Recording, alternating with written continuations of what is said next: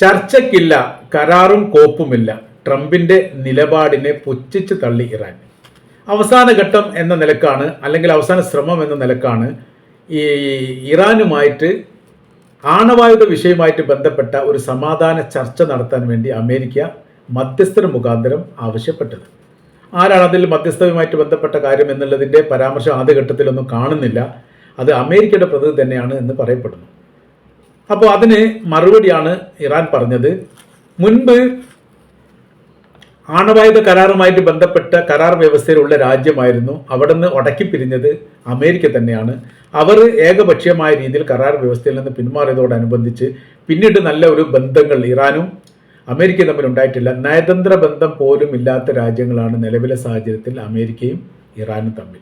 അതുകൊണ്ട് തന്നെ ഈ വിഷയമായിട്ട് ബന്ധപ്പെട്ട പ്രശ്നങ്ങൾ ഉണ്ടാകുന്ന സമയത്ത് മറ്റുള്ളവരാണ് ഇടപെടാറുള്ളത്. ഇപ്പോൾ ട്രംപിന്റെ ഭീഷണിക്ക് മുമ്പിൽ വഴങ്ങിക്കൊണ്ട് മുട്ടിൽ ഇയഞ്ഞുകൊണ്ട് പ്രശ്ന പരിഹാരത്തിന് വേണ്ടിയിട്ടോ കരാറിന് വേണ്ടിയിട്ടോ നിലയുറപ്പിക്കുന്ന ഒരു രാജ്യമായിട്ട് ഇറാനെ കാണേണ്ടതില്ല. അതിന് തങ്ങൾ തയ്യാറല്ല എന്നുള്ള കാര്യം ഇറാൻ തുറന്നു പറഞ്ഞിരിക്കുകയാണ്.